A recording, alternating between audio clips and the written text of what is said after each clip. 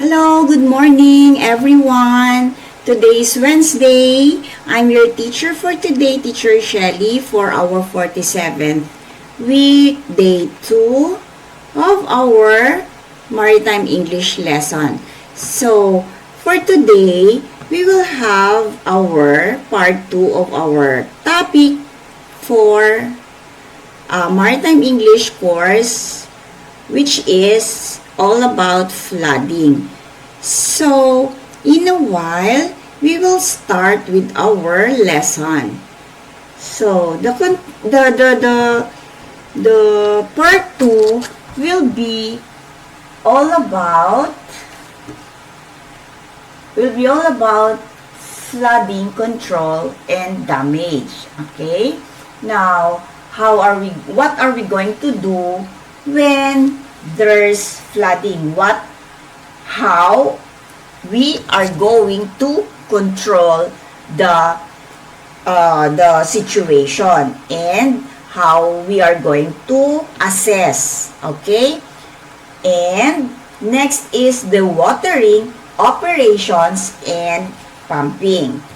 And then we will discuss also about the stability, electrical, and fire safety. As we all know, and what we have discussed last Monday, is that stability is very important. Okay? So next is we will discuss also about the crew safety. Okay? The safety of everyone on board and the reporting process and the effect in our environment and how we are going to protect. Okay. And also about the recovery and about the training of the crew and what we have learned, okay, from the overall lesson about flooding. Okay. And also for our last topic, we will have our Q&A. Okay. So, here, we will start with the flooding control and the damage assessment. Alright. Now, when we say flooding, as discussed last time, this is all about the water water ingress. Okay? So, this cause sometimes of accidents.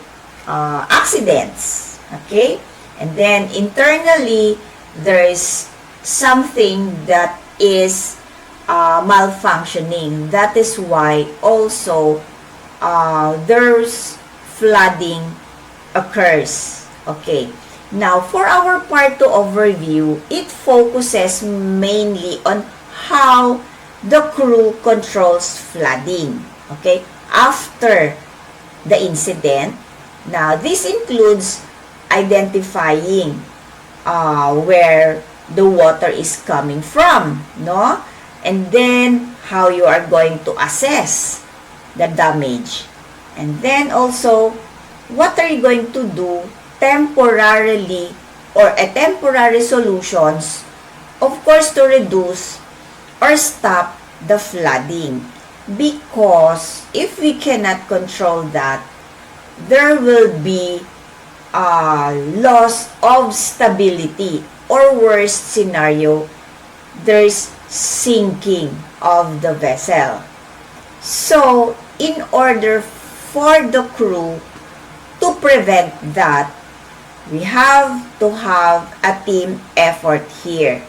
Okay? We have to have a damage control team. Okay? So, the perfect pair is not the goal here. Okay? But, it's how we are going to control. Okay? How we are going to control the flooding. Okay? Situation. Okay. So, alright. How are we going to control? So, our main objective here is, of course, to limit the water ingress. Okay? We have to maintain the stability. Of course, to keep the vessel operational. Okay? Until there will be a permanent repairs made. Alright. So, our first objective is to stop or slow down flooding. Of course, very important to stop or slow down flooding. Okay? Next is to protect the equipment. Okay? The critical equipment and our machinery. Very important also. And then we have to maintain the ship's stability and the buoyancy. Okay? Stability and buoyancy. Because without both, worst scenario, there will be sinking of the ship. Okay? Now, if we cannot control flooding. So, last also, our objective is making sure that the crew is safe. Right? So, the safety is still our top priority. Because, okay, damage control saves the ship, the cargo, and the lives on board. Okay? Now, identifying the source. Okay. Here, we have to have a visual inspection. Okay? We have to look for the source where the flooding is coming from. Like the cracks, the leaks, maybe there's ruptures happening in the valve or wherever. Okay? We have to inspect in order for us to identify the source of flooding. Second, the sound of the rushing water. We have to look for that. Okay, where is it coming from? And then, the pressure changes in pipelines. Yes. Okay, you have to look for the leaks or the leakage. And then, we have to identify, okay, the sound of the alarm. First, the bilge level indicators. Because wrong identification, okay, of the alarm and the bilge levels leads to ineffective repairs. Because you do not know where the leakage are coming from, where the cracks are coming from, the ruptures of the pipelines. That is why you have to inspect thoroughly. Now, before the repairs can begin, the crew, okay, really must identify where is the source, okay, of flooding. Because knowing where the water is coming from, of course, it helps apply how you are going to correct and control the method. Okay? So, that is very important. Okay. I know last Monday, I already discussed about, or I already touched the topic about the common flooding sources. Okay. Again, the common flooding sources. Number one is the hull damage. Okay, hull damage. Whenever there is collision or grounding, this is the common part of the vessel that is damaged, the hull part. Okay? Now, another source of flooding is the sea chests and the overboard valves. The valves. Yes. And then, also broken pipes and the cooling systems. And the ballast tanks and the bilge lines. When we say bilge lines, the bottom or the bottom part of the ship. And sometimes the watertight door is not properly sealed or there's a hatch failure. So, here, okay, as mentioned, flooding can originate from here, from these different areas and systems on board. Okay? So, as we all know that the engine part of the vessel is at the basement, right? The lower part of the vessel. So, engine room flooding is critical in this time, okay? Due to machinery risk. Alright? So, since it is at the bottom, okay, area, the engine room, so the risk is high if the flooding is coming from that part. We have to have a temporary repairs. Alright? So, emergency action should be taken here in order to reduce or stop the water to flow until the proper repairs can be done, whether it is in port or in the dry dock, if the damage is really that major. Okay? So, what are the examples of the temporary repairs? Okay. One is you will use a wooden plugs only for small holes. Okay? This is only just for a minor. Okay? Remember that. Minor. That's why it's only temporary. You can use wooden plugs. Okay? Just for the small holes. And then, also, you can use a rubber sheets. Okay? Later, I will show you what's rubber sheets and the wooden plugs. Okay? Or a canvas with wedges. Okay. And then, cement boxes. You can also use this one. And soft patches. Okay? And you can use also rugs, mattresses, or collision mats. So, all of this I mentioned are all just temporary repairs. It do not replace or a permanent fixes. Okay? That's why it's temporary. It's only good for minor flooding. Okay? Minor flooding. Alright. These are examples of temporary repairs. Okay? Shoring and patching. Okay. When we say shoring, this is an example of shoring.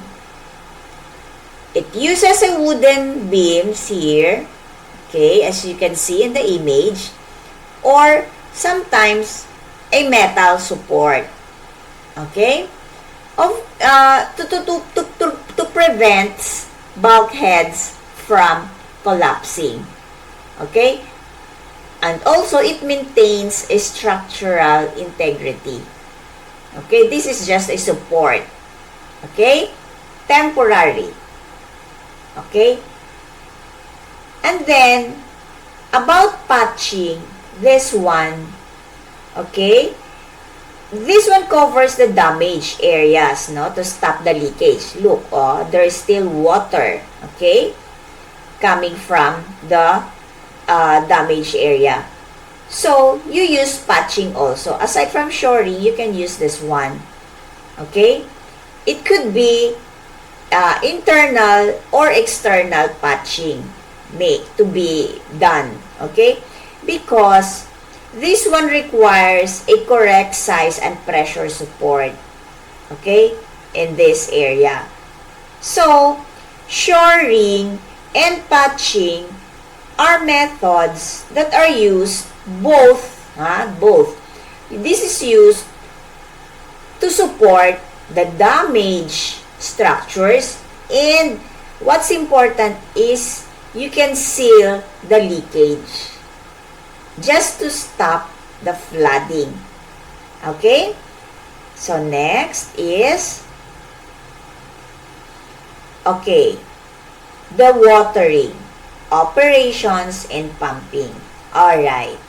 Here, you can see bilge pump operation. Okay?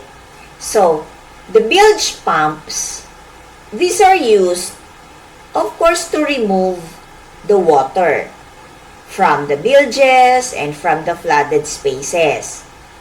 So, they are the first line of defense during minor and moderate flooding only. Okay? Moderate, mild or minor and moderate flooding only. Okay? Now, how it works. Okay? It only draw water from the bilge wells. Okay? Now, next here is bilge pumps discharge water overboard, okay, or from the holding tanks. Okay? And then, it is operated manually or automatically. Okay? That's how it works, the bilge pumps. And the key points here is that, the important part here is that bilge pumps must be ready at all times. Okay? It must be ready. And the crew should know how to use the bilge pumps, the location, how to control it. That is why regular testing is important. Okay, that's why you conduct drills on board. Okay, so bilge pumps are effective only if sanction lines are clear and the valves are correctly set. Okay? So, did you get the purpose, okay, of the bilge pumps? Alright. So, next is the emergency pumps. Okay. In emergency pumps, there are types. Okay? There are 3 types. One is we have the portable, submersible pumps. Okay? Portable submersible pumps. That is the first type. The second one is the fire pumps, which is used for the watering.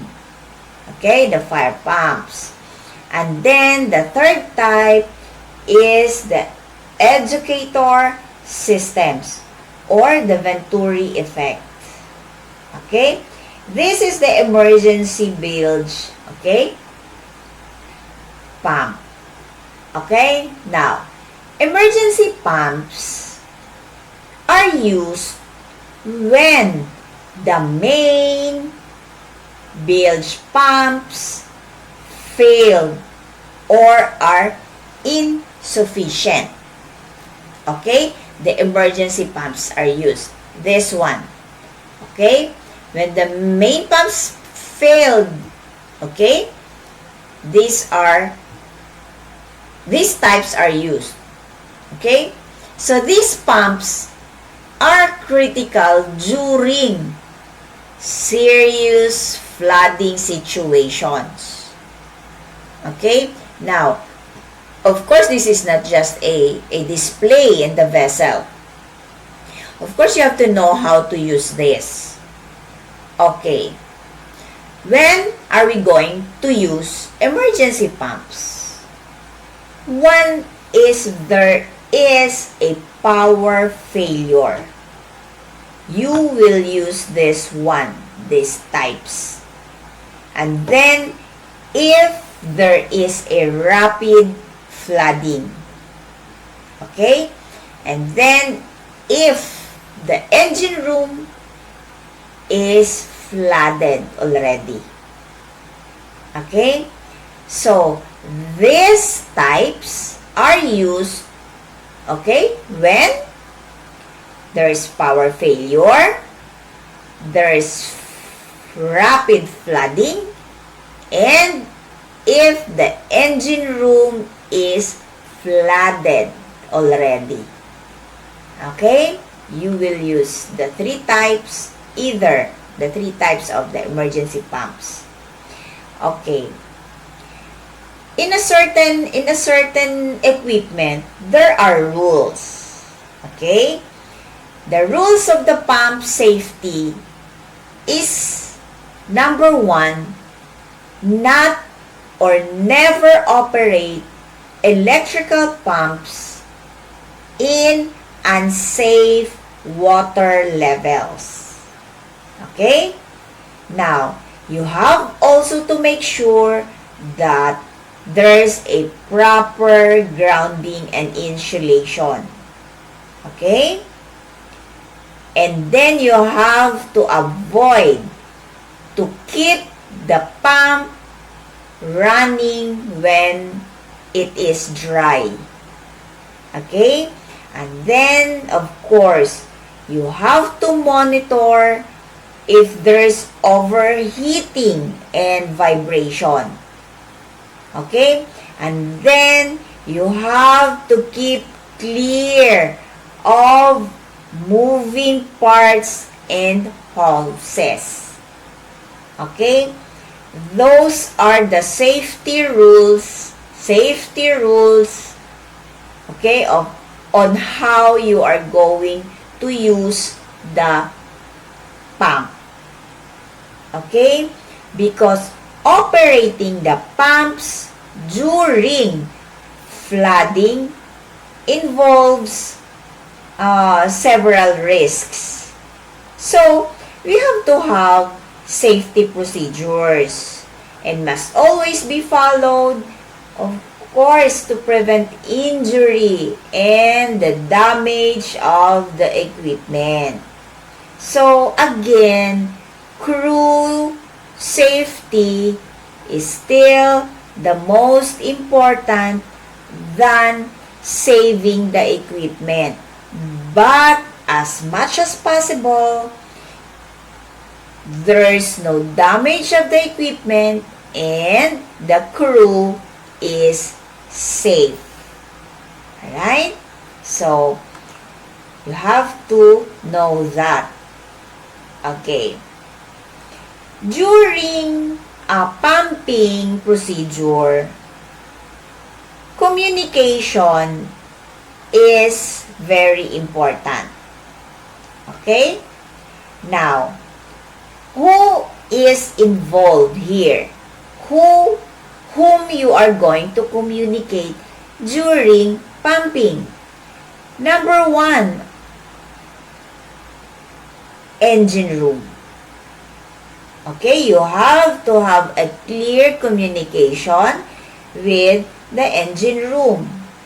Next is the damage control team. Who's in charge here? Okay, the damage control team. You have to communicate well to them. And of course, for our overall command, which is the master, you have to communicate to the bridge.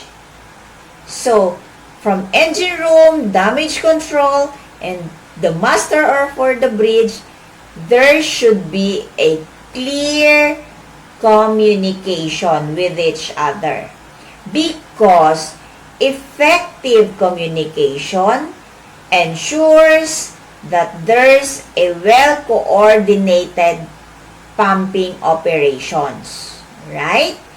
And prevents mistakes during emergencies if there's a proper communication of the three: engine room, damage control, and the master or the bridge. Okay? Because could you just imagine, everyone, if there's a poor communication, what will happen? First, it can cause wrong pumping command. Next is a loss of stability if the flooding worsens. And the system damage. Okay? So, report the water levels regularly. That's how you are going to communicate or report. You inform the bridge of the pump status and capacity, and then you coordinate valve operations. That's with the damage control team, and then you have to update them. Okay? So remember that. We will talk about the stability, electrical, and the fire safety. Alright. Stability. Okay. In this image, we can see that M stands for metacenter, G for the center of gravity or the center gravity, and then for the B, the center of buoyancy. If the vessel is in this position, the stability is good, right? It's stable, and this part, okay, is unstable. The center of buoyancy is in front, so that is unstable. And the gravity is at the back part of the vessel, unstable. Alright? So, the risk here is that it increases in flooding, the risks is that there's an increase in weight, okay, low in the ship, increased weight, heavy because of the water, because of the flooding, okay. So there will be uneven water distribution. So if that happens, uneven water distribution, if the water distribution is much heavier here or in this part, the stability is not stable. So, automatically, there will be a lesser buoyancy. Okay? So, flooding, okay, directly affects the stability. Okay? As the water enters the vessel. And then the weight increases. It's heavy, so it goes down. It decreases. And take note that the ship may list either on this part and this part, left or right. Okay? So, there will be a loss of what? The ability, okay, of the vessel. That's what we call ship stability. Remember this, even small flooding can become dangerous if not controlled early. Alright? So, here in this image. Okay? The stability is unstable. As we can see, it's already listing on the side. And worst, it may lead to sinking or capsizing. Okay? So, the free surface effect, okay, occurs when the water moves freely inside the space. Okay? That is why the ship's stability is not stable. Okay? Because water shifts from left to right. Okay? Depends on the rolling of the ship. So, the metacentric height is reduced, right? So, there is a big risk of capsizing or sinking. Okay? That is why removing or containing the water quickly, it reduces the free surface effect. Okay? Did you understand, everyone? Alright. So, here in counterflooding, this is a controlled flooding, no? Of an opposite compartments. To control excessive listing. Okay? The word there is counterflooding. Okay. Now, important rules here in counterflooding is that only the master can do that, or only the master's order. It's only coming from the master's order, and it must be carefully calculated. Okay? Because it can also increase total flooding if misused. So, counterflooding is our, or should be, the last resort measure of the master. Last. But that is not a routine action should be, but the last option of the master. Okay? Again, counterflooding, okay, meaning is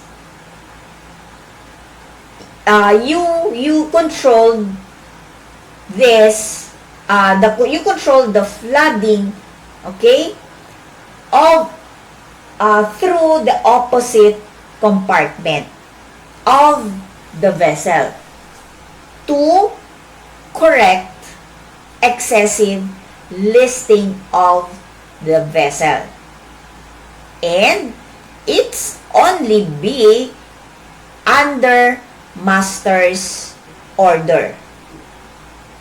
Okay? And it should be carefully calculated, because if misused, it can also increase total flooding. That is why, as I said, that is the master's last option. It should not be a routine action. Okay? So, monitoring draft and list. How are you going to monitor that? This is the draft marks. Okay? You have to monitor that. If this increases, you have to report that. Okay? the clinometers, or the inclinometers, this one, you monitor that. If this portion, okay, goes up here, the listing is too dangerous. Okay? So this part should be in the middle, meaning you have a stable stability. And another, how are you going to monitor? A visual observation. So, continuous monitoring on draft, the trim, okay? And the list helps the ship's condition during flooding. Any changes here, and here, you immediately report it to the bridge. Alright, continuous monitoring from the draft to the clinometers or inclinometers readings and your visual observation.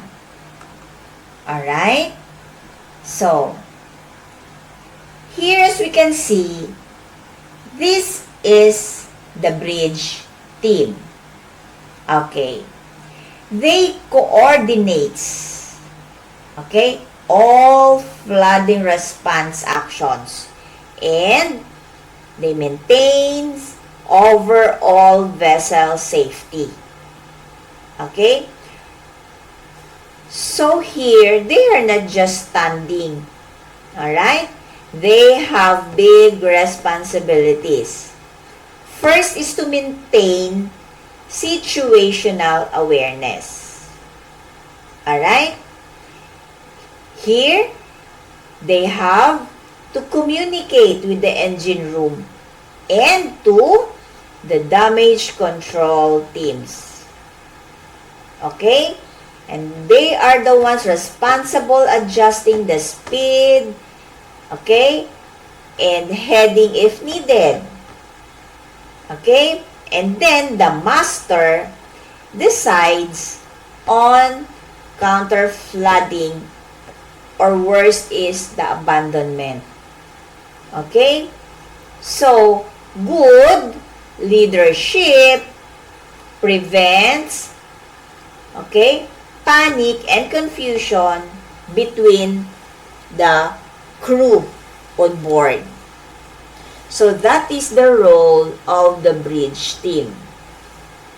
They have to maintain, okay, the situation, and they have to be aware of everything.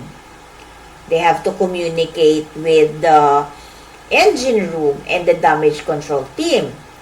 Okay, they are the ones responsible, whether they will adjust the speed or where they're heading at. Okay. So, also, the master is the overall command, has the overall command.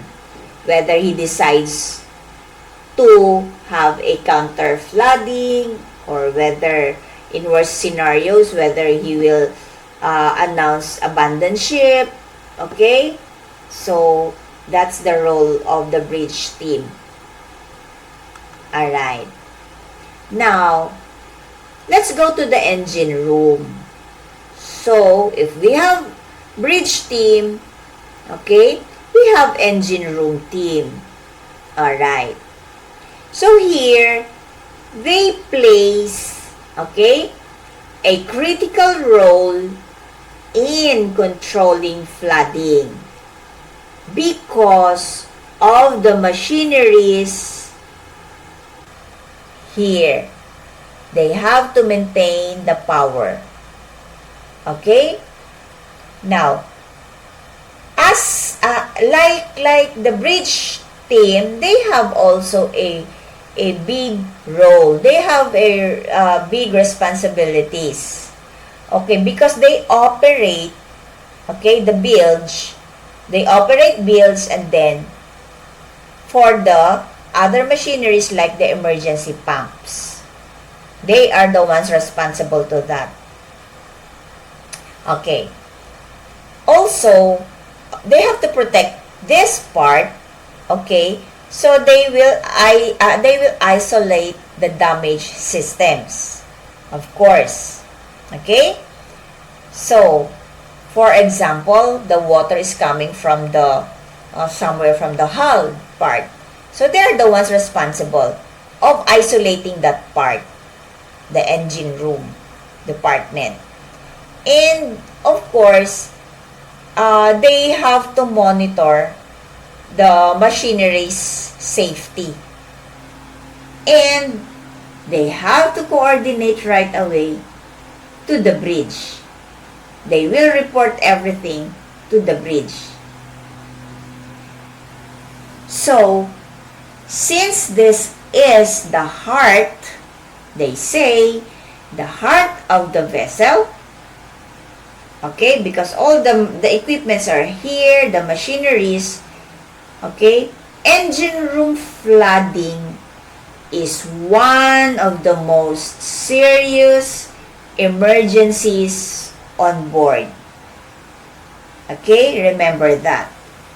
The engine room flooding is one of the most serious emergencies on board. Because if one of these is not functioning properly, what do you think will happen? Okay? Everything stops. Okay. So, they have a very big responsibility. Now, whenever flood water, okay, and electricity are together, it's extremely dangerous. Okay? Electrical systems must be isolated to prevent shock, fire, or explosions. Because flood water and electricity, if mixed together, it is extremely dangerous. Never enter a flooded spaces with live electrical systems. Okay? What you are going to do, what safety actions you're going to do? First is you switch off the affected circuits. Switch it off right away. Okay? The engine department should isolate the flooded area equipment. Isolate the flooded equipment. You have to safety first the equipments. And then, you can use the emergency power if really needed. Okay? Always remember that. It's really not safe if flood water and electricity are together. It is extremely dangerous. And never enter a flooded spaces with that kind of live electrical systems, because electrical shock or fire, or it may lead to explosions. Okay? So, that's how you are going to have a safety action. Switch it off right away, the affected circuits. Okay. Now, worst happen. There's fire already. What are we going to do here? Okay. For example, there's already fire. Okay? So, flooding, okay, also can increase fire risk. Okay? Especially when the water, okay, contacts with the oil, the fuel, or the electrical systems on board. Imagine what will happen if the water contacts with the fuel, the gas, the oil, or worse, the electrical systems. This one will happen. Fire. Okay? So, fire hazards includes short circuits. Okay? So, there will be fuel, or there will be spreading of fuel and oil. And worst is there will be overheating of the machineries. Imagine, flooding can also, and fire, flooding and fire, can happen also at the same time during flooding. Okay? So, it's very risky. So, in order to prevent all of this, okay, you have to have a temporary repairs. Okay? Temporary repairs first. Through inspection. Okay? You have to check where is the leakage coming from. Alright. So, in ventilation control, okay, so if ever there's an incorrect ventilation, okay, it can worsen the fire and flooding conditions. So, we have to control that to prevent the spreading of the fire and limits the oxygen supply inside the vessel. So, what are you going to do? What actions are you going to make? Okay, you have to close the dampers. You have to close the fire dampers. Okay, you have to close the ventilation fans in the affected area. Yes, the air conduct, the ventilation fans. Okay, in order for the fire, or you can control the smoke, or you can just contain the smoke in that area, on that area only. Okay? Whenever there is fire, you have to close the fire dampers right away. Okay? And then you stop the ventilation fans, the air conducts in that affected area in order to control the smoke movement. Okay? Because incorrect ventilation can worsen the fire and the flooding conditions. Alright.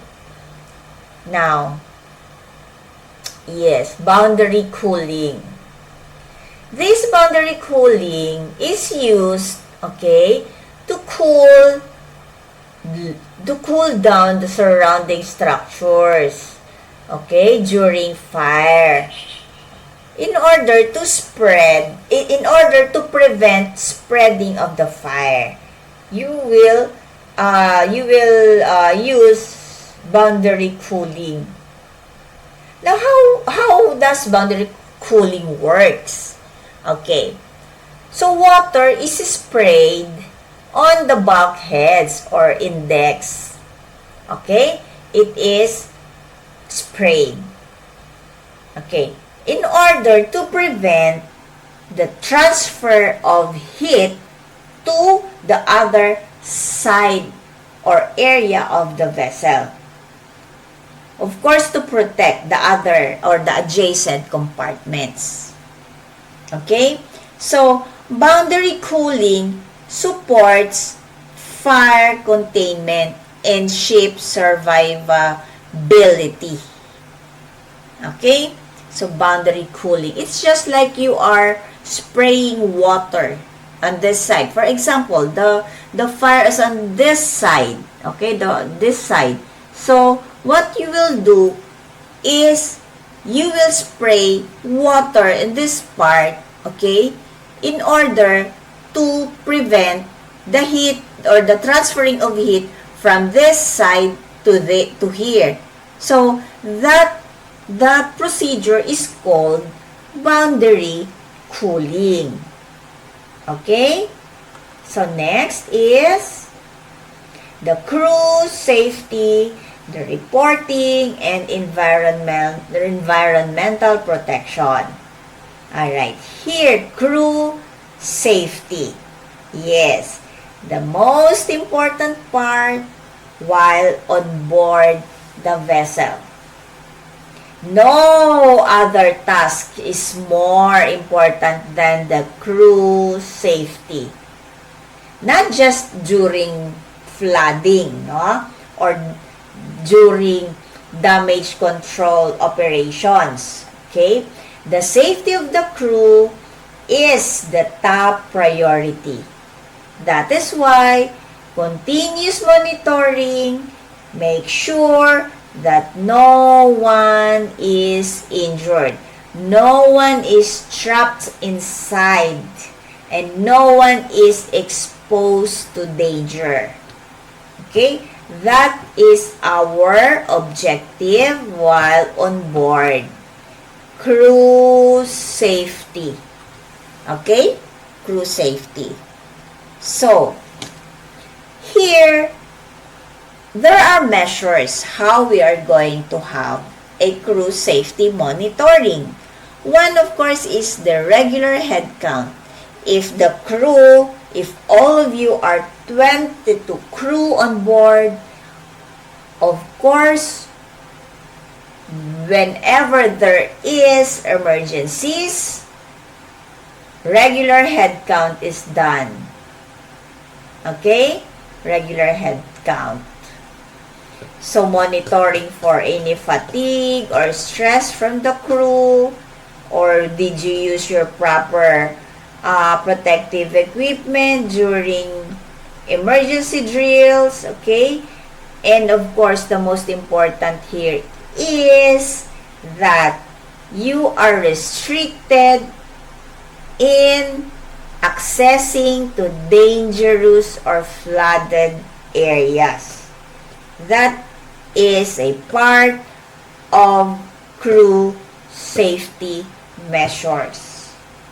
Alright? So, always remember the safety. Your safety.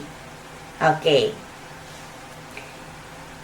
Okay. In using the checklists, it helps, okay, in this part, it helps making sure that no critical steps are missed during emergency response. That is why checklist is important. Okay? It reduces human error if you have checklist.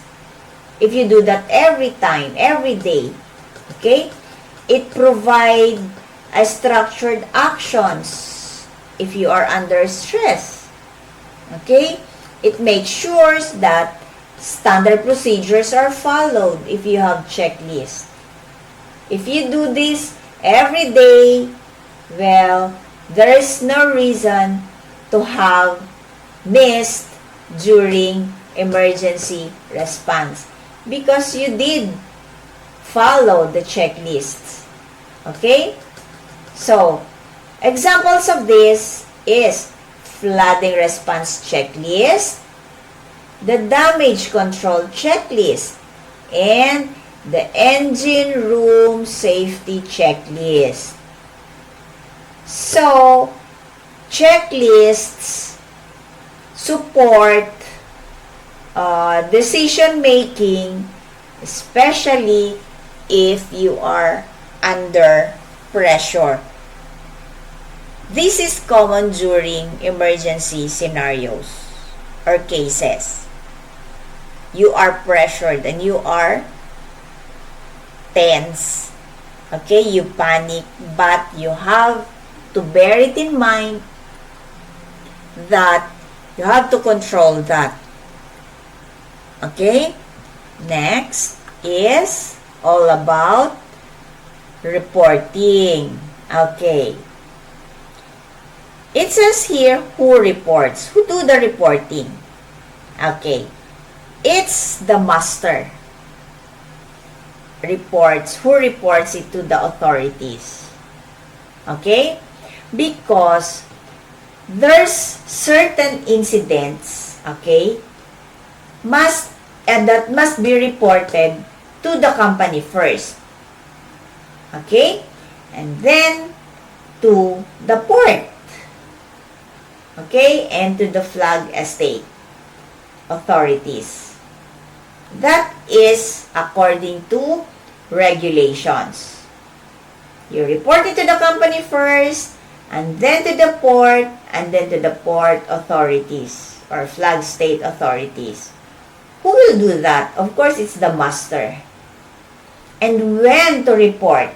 If there is serious flooding, if there is structural damage of the vessel, or worse, if there is pollution, alright, or near-miss pollution. Okay? So, also, if there is a risk to life or the vessel's safety. Okay? That's the time you or the master will report to the authorities. Okay? To the company, to the port, and to the flag state authorities. So, timely and accurate reporting is the legal obligation of the master. Okay? You have to report it right away. Okay. Here is an example of a logbook entries. Isn't it I already mentioned before and always, you have to log the incident. All incidents and actions taken during flooding, not just during flooding, must be properly recorded in your official logbook. Okay. What is the most important thing to log? The time and date of incident. Time and then the date of the incident. Time what happened and the date it happened. Location on board. What area is affected? You have to log that, whether if it is in the engine room department, whether in your cabin, or in the galley, in the bridge, you have to report that. I'm not talking here just for flooding, ha. This is for the entire emergency scenarios. That's why I mentioned the bridge and the cabins. But if for flooding, most likely it's at the bottom area. Okay. So, after the location, okay, area, okay, and then, what did you do after? You have to log it also. What did you do? Okay? With whom? Okay? So, what equipment did you use? And what is the result of what you did? Okay? You have to log everything. You have to write down everything. Okay? Because this one, logbooks are legal documents. And so, it must be accurate. Time and date of the incident, the location, what did you do right after you discovered the flooding, and what equipment did you use, And what is the result of the actions taken? Okay? So, okay, environmental protection. Even if there's a flooding incident, okay, some may affect the marine environment. Okay? Worst if there's oil or chemicals involved. Okay? That is just a worst example. Because we're talking about environmental protection. So what are the actions to be taken here? Okay. First is you have to prevent overboard discharge or of pollutants. Okay, you have to prevent. Next is you have to secure the fuel and the oil tanks. And then, you use the scoopers and the deep trays to contain, okay, the fuel and the oil spills. And then, of course, you have to follow the MARPOL requirements. Okay? MARPOL requirements. Maritime pollution requirements. Because that is also, okay, one of the rules, okay, is to protect the environment. Okay? You have to have a shared responsibility between the vessel. Okay? Okay? Between the vessel and, of course, the environment.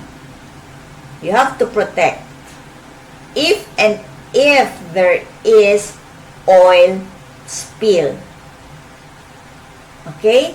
That's why you have to secure the fuel and the oil tanks in order to protect the environment by using scoopers and deep trays. And then follow the MARPOL requirements. Okay. Here, the oil spill risk. Okay. Here. Flooding can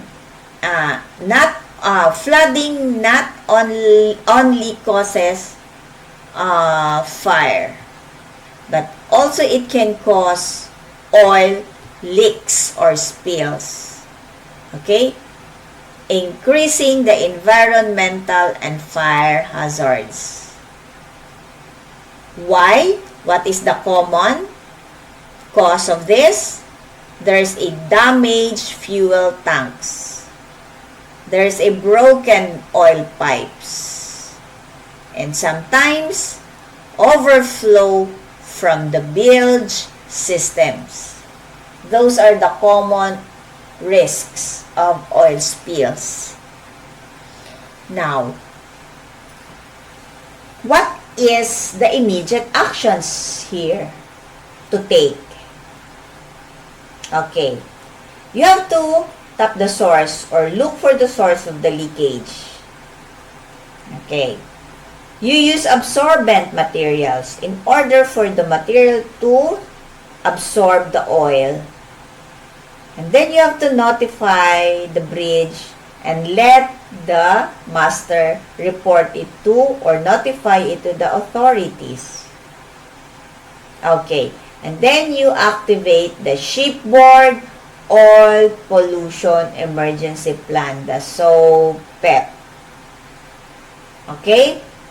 Because early action of doing the immediate remedies, it reduces environmental damage.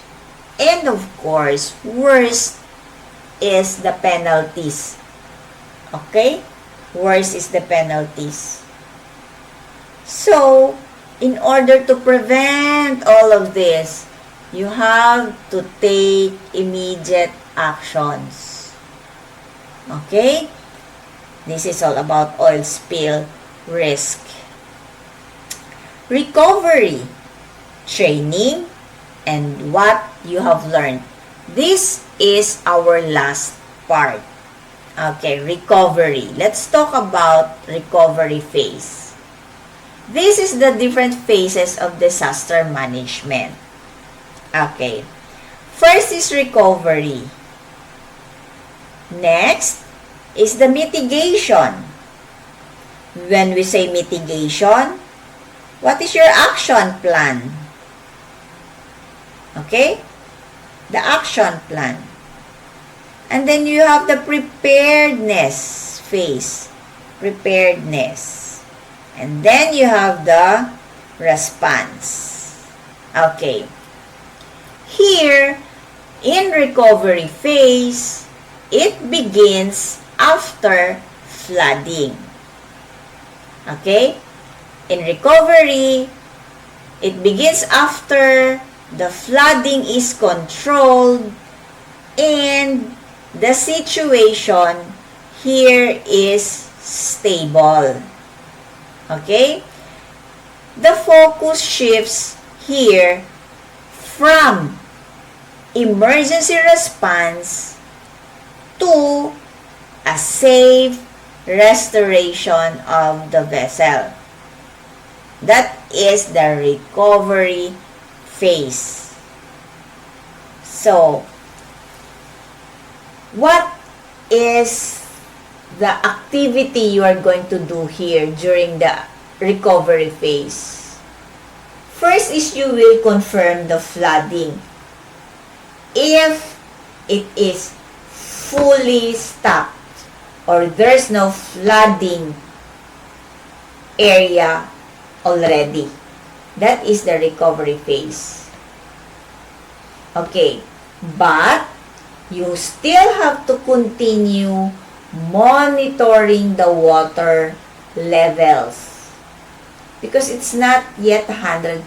Although it is fully stopped, I mean the flooding, still you have to continue monitoring the water levels in recovery phase because we have to make sure the safety of the crew. And then after that, your next plan, okay, mitigation, is to prepare for inspection now and repairs. Okay? So, recovery must be systematic. It should be in a calm stage. Do not in a hurry. Do not rush this up during recovery. Because here, you are now in a monitoring phase or level. Okay? So, next. Inspection. Yes, inspection after flooding. This is now a thorough inspection is required in this part. In order to identify, okay, any hidden damage caused by flooding. Okay? You will have a thorough inspection. So what are those areas to be inspected? Number 1 is the hull and the bulkheads. The piping systems, if it is working.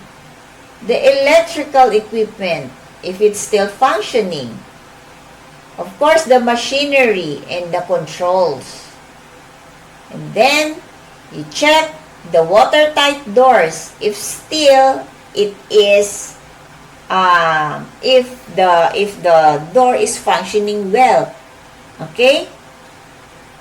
And the hatches, you have to check that. You have to inspect that right after flooding. Okay? Because there are damages that is not immediately visible. Okay? but can cause a future failures if not inspected or not checked properly. Okay? That's why it is the very important step after flooding. Okay?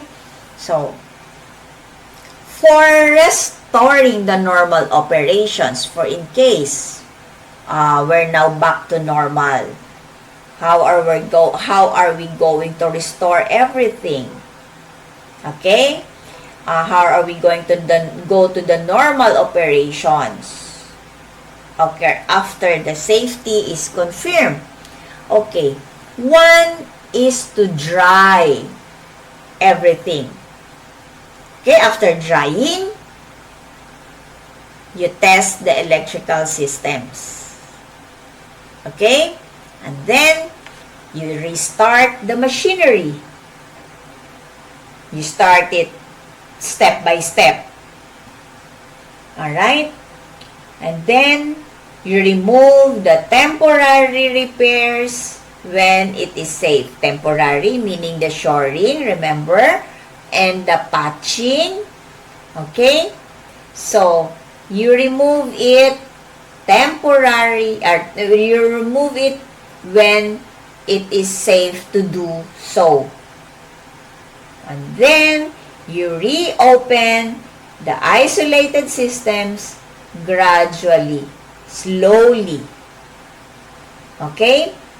So, safety checks must be completed, okay, before resuming full operations.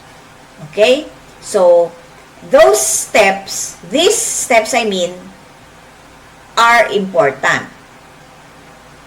You dry everything first, and then you test the electrical systems. Okay? And then, after that, you restart the machinery, but step by step, one at a time, so that you can figure out which one is damaged or affected. And then, after that, if it is now in a normal phase, you remove the temporary repairs if it is already safe to remove. Okay? And then you open the isolated area or reopen the isolated systems slowly. Okay? That's how you are going to restore to go back to the normal operations. Alright. Okay. After that, checking. Now, let's go to the crew. Alright. Crew debriefing is a structured discussion. Okay?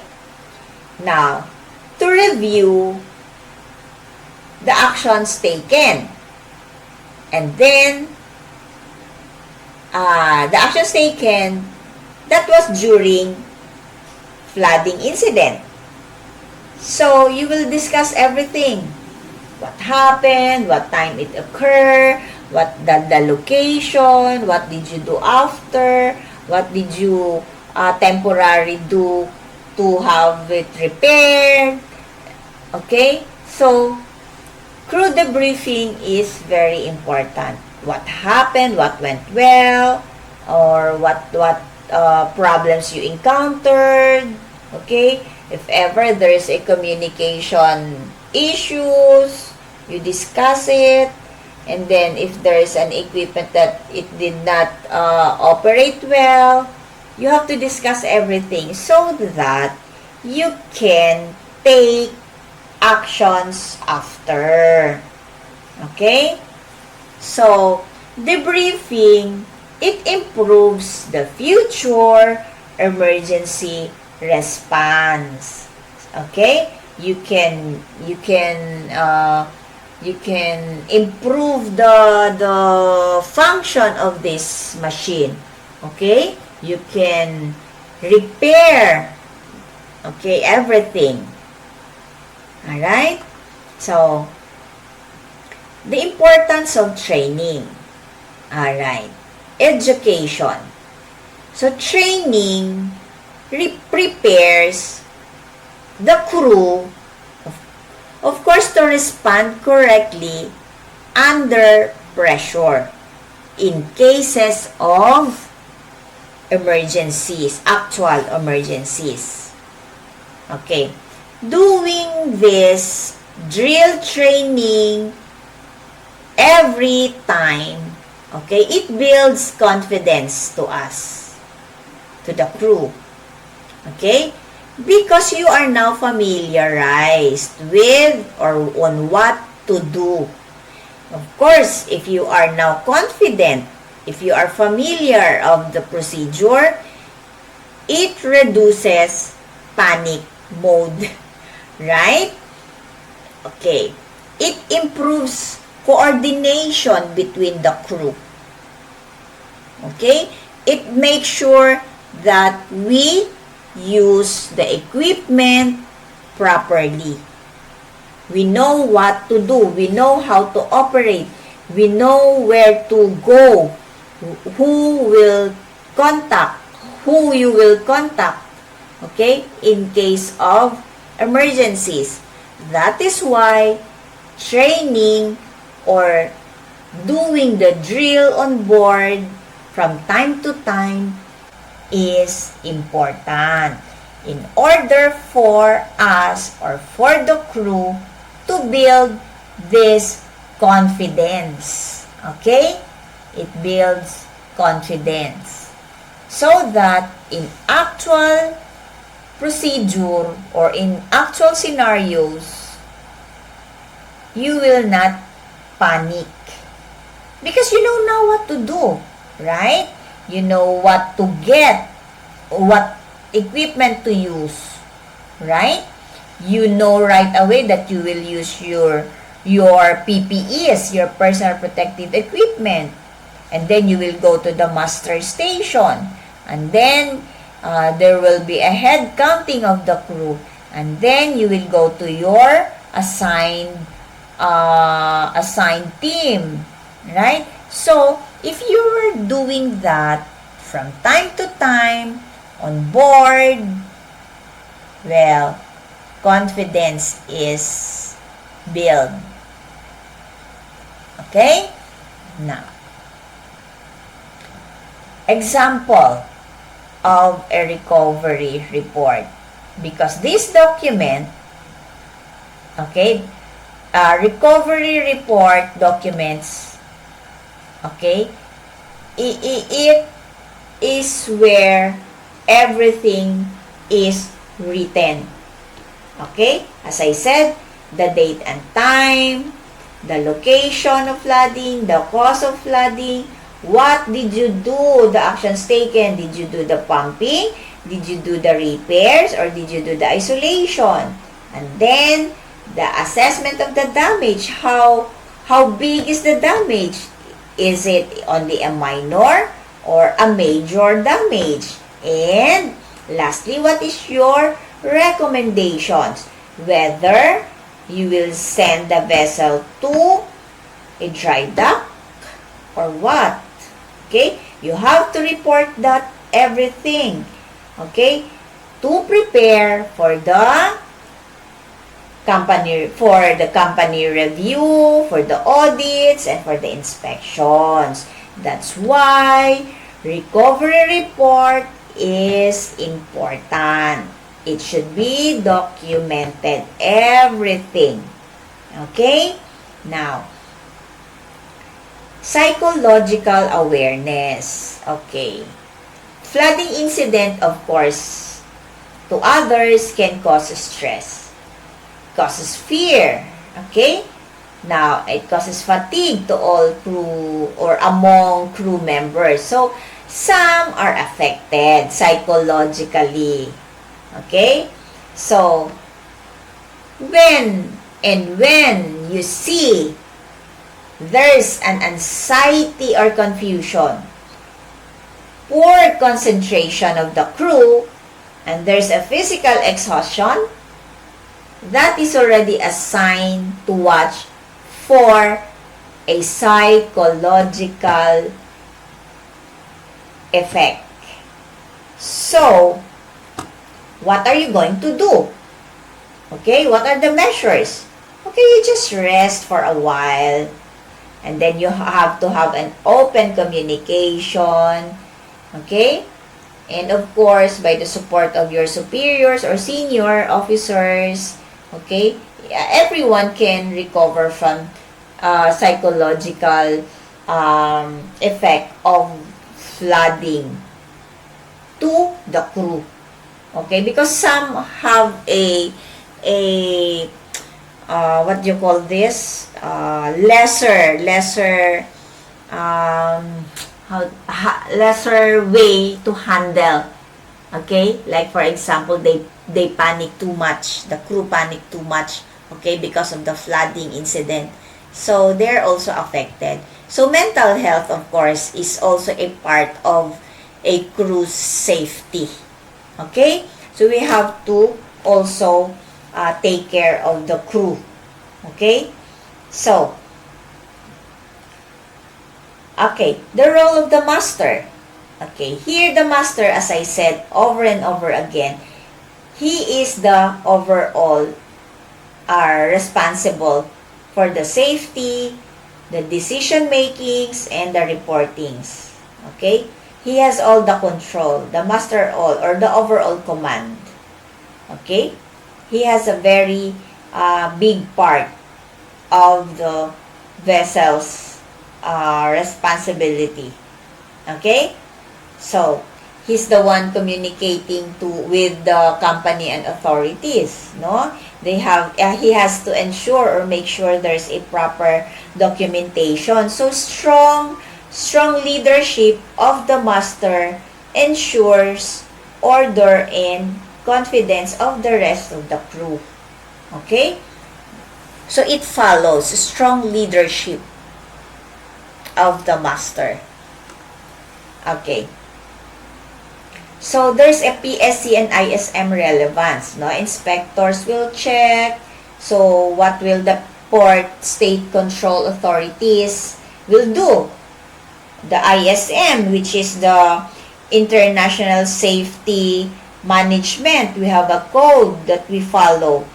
ISM is the rule book, right? By the IMO. Okay? So, IMO is the International Maritime Organization. Okay?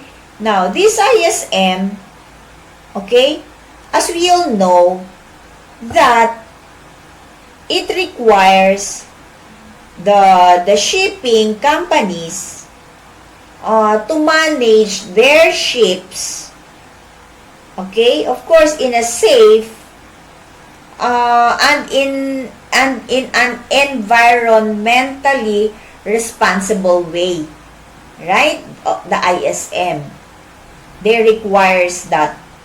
Okay, so flooding incident are closely reviewed by the port state control, and then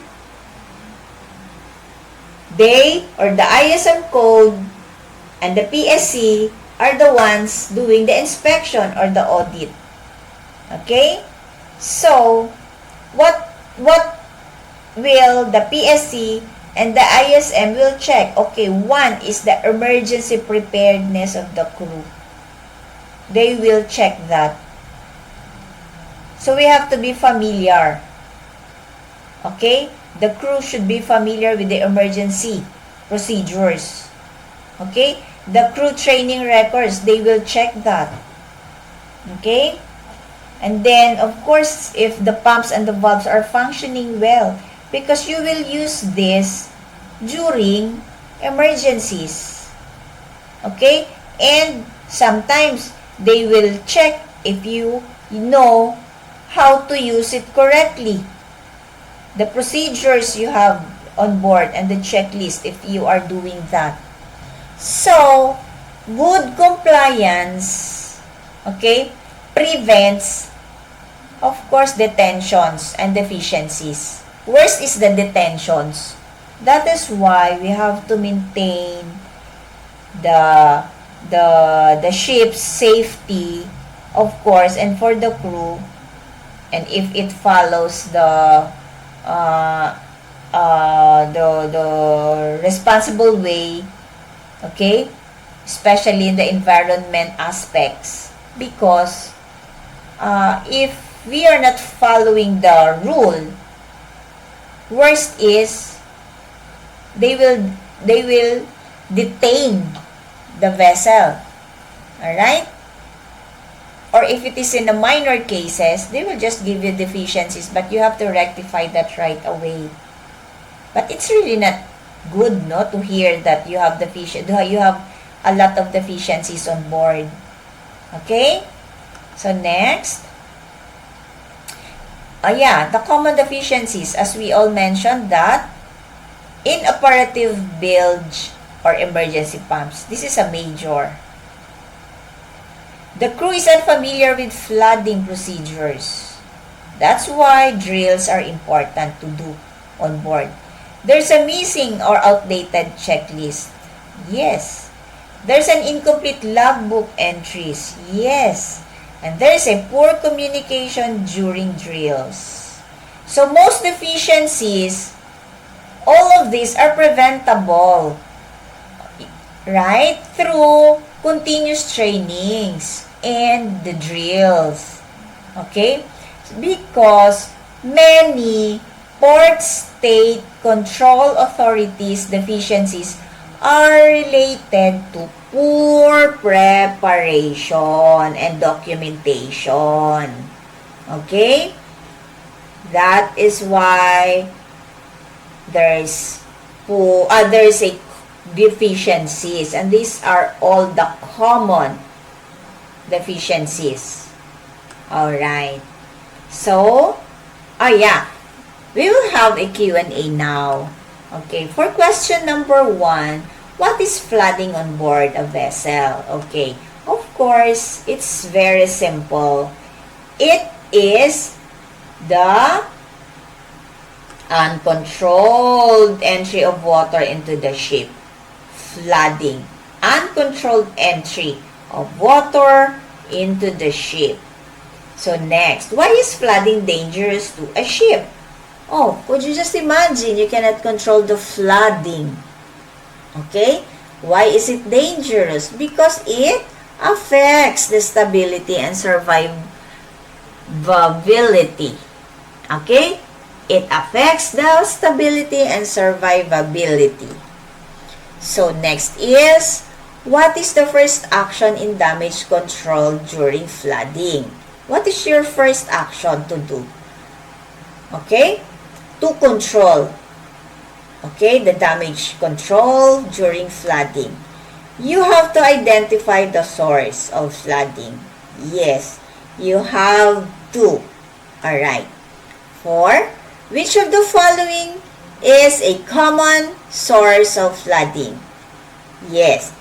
Where is the common source of flooding? So, it's letter B, the lowest part sometimes. Or, the hull damage is broken or broken pipes.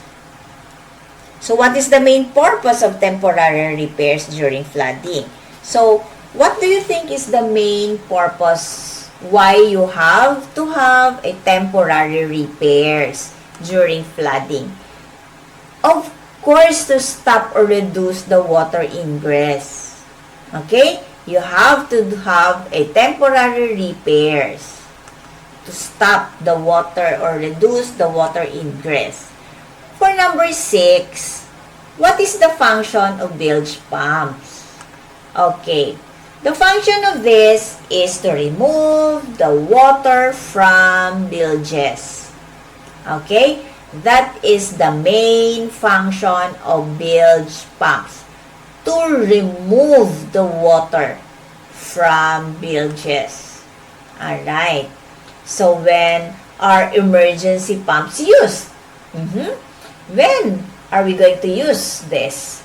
During pumps, when the main pumps fail or the flooding is severe. So that's the time you will use the emergency pumps. Okay, if the main pumps fail or the flooding is severe. Number 8, which safety rule is correct during pumping operations? So which safety rule is correct?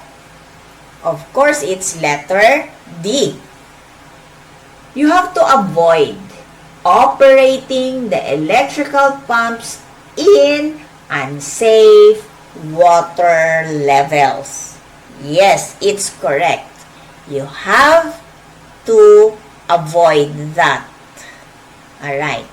For number 9, why is communication important during the watering operations? Of course. Why is it important? The communication. So that in order for them to coordinate the actions and avoid mistakes. Okay? That's why communication is important during the watering operations. So that you will have a coordination, well-coordinated actions. Of course, to avoid mistakes. Now, for number 10, who must be informed regularly about the water levels and the pump status? Who you will inform right away or regularly? It's the bilge and command team. Okay, it's the bilge and the command team. So, all of those we discussed is all about flooding. Okay? So, I would like to thank you everyone for again another day of our lesson for our topic, no, about flooding. So, the topic is now done, and we still have, I think, 3 more about the safety or the emergency drills, no, to discuss. So I would like to end here, and I'll see you all on a week after, since today is our 47th week. So I'll see you all on the 49th week. Alright? So thank you everyone. Thank you for listening to me, and I'll see you again. Okay? Bye!